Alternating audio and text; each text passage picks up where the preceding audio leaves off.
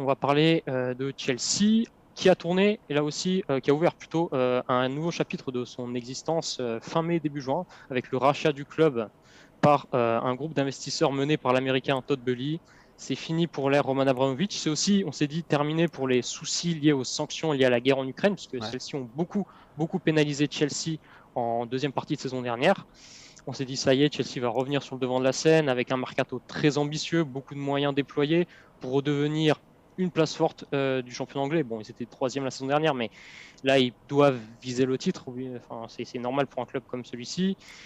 Également essayer de redevenir un des acteurs majeurs de la prochaine Ligue des Champions. Et un mois et demi plus tard, on se rend compte que finalement, ce mercato des Blues, il est, comment dire, plutôt décevant, pour rester poli.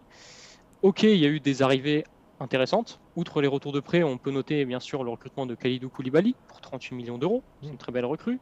L'arrivée aussi de Raheem Sterling pour 56 millions d'euros, un petit peu plus que cela. C'est aussi un choix très fort et très intéressant.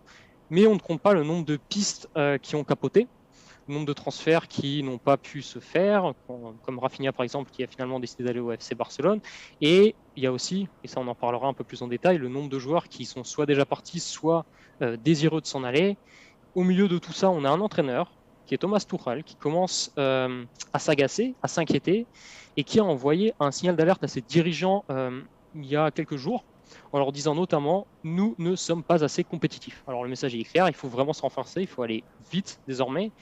Pourquoi finalement ça coince autant à Chelsea? Alors, moi, je pense qu'il y a plusieurs pistes là-dessus. Mais l'une principale que je vois, c'est évidemment lié au rachat du club. On sait que le rachat effectif a été fin mai. En gros, Roman Abramovich a passé la main à ce moment-là, tu l'as dit tout à l'heure, à notamment Todd Boehly, qui est un Américain, qui ne connaît pas forcément toutes les ficelles du football.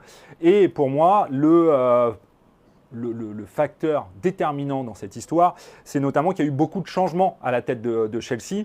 On l'a vu, il y a eu notamment des départs marquants. Je pense à Marina Granovskaya, qui était, si vous voulez, la boss notamment de Chelsea sur la partie sportive et qui gérait notamment aussi beaucoup tout ce qui était transfert pendant des années, parce qu'elle est au club depuis le tout début du rachat de Roman Abramovich, donc depuis 2003. C'était quelqu'un qui était très très installé.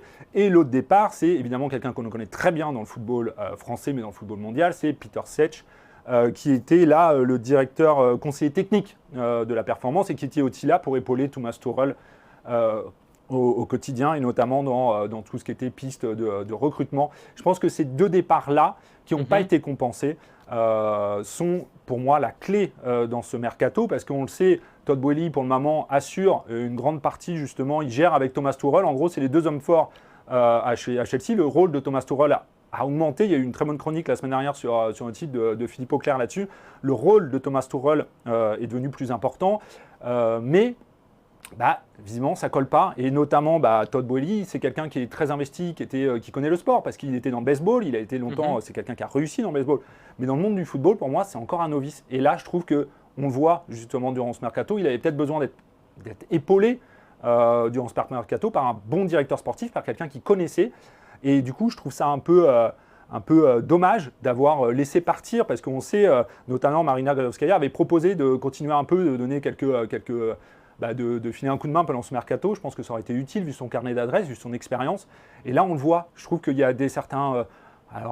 Évidemment, on le sait, il y a eu Robert Lewandowski qui a été évoqué à Chelsea, mais ça, pour moi, c'était plus une tentative. Il y a eu Ousmane Dembélé, c'est pareil, ils ont tenté le coup. Mais sur des cas, notamment sur.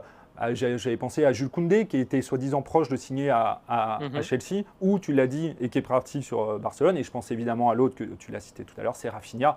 Pour moi, là-dessus, ils ont peut-être fait un peu preuve d'amateurisme, j'allais dire. Oui, c'est sûr que le rachat a beaucoup influé. Tu as parlé, ce sont des personnalités qu'on ne voit pas forcément, notamment Marina Granovskaya, qui ne se mettait absolument jamais en avant, mais ce sont des personnes de l'ombre qui font un travail très, très, très important pour assurer la pérennité du club d'un point de vue sportif. Et oui, tu as raison d'évoquer cela. On parlait de Jules Koundé, il y a aussi la piste Presnel Kimpembe qui paraît très compliquée. Nathan Ake, ça ne va pas le faire non plus. A priori, Wesley Fofana, on a lu ça aussi ce mercredi. Pourquoi pas, mais Leicester ne laissera pas partir comme ça. Donc il y a cette volonté de chercher des renforts défensifs.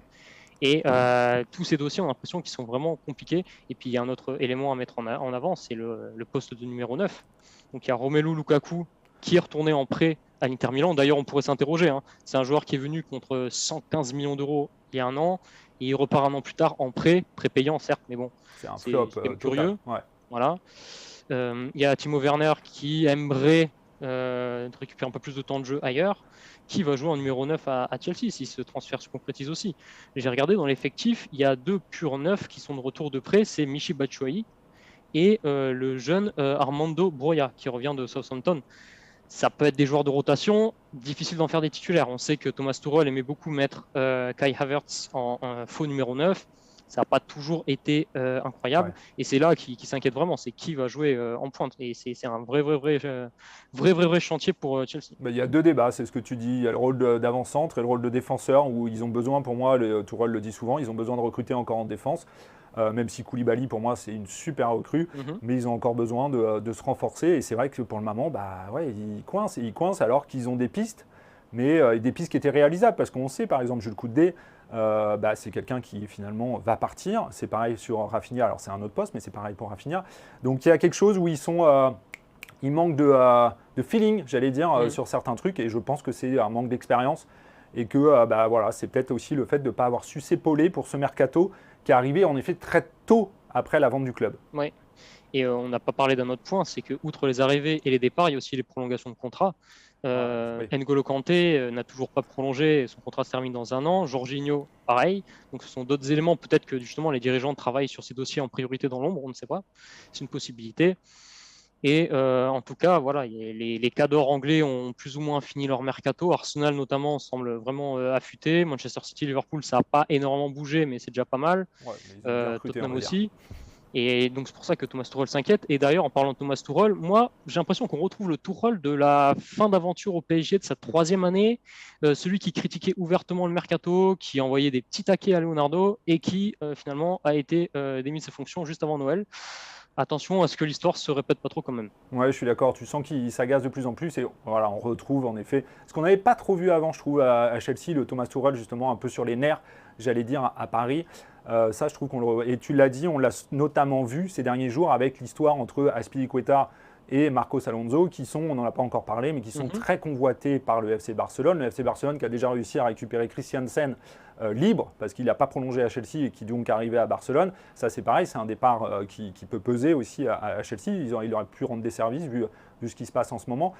Et ça commence à agacer Tuchel de voir aussi le Barça venir régulièrement piquer quelques joueurs, que ce soit le joueur de leur effectif ou des joueurs qui étaient ciblés par le club londonien.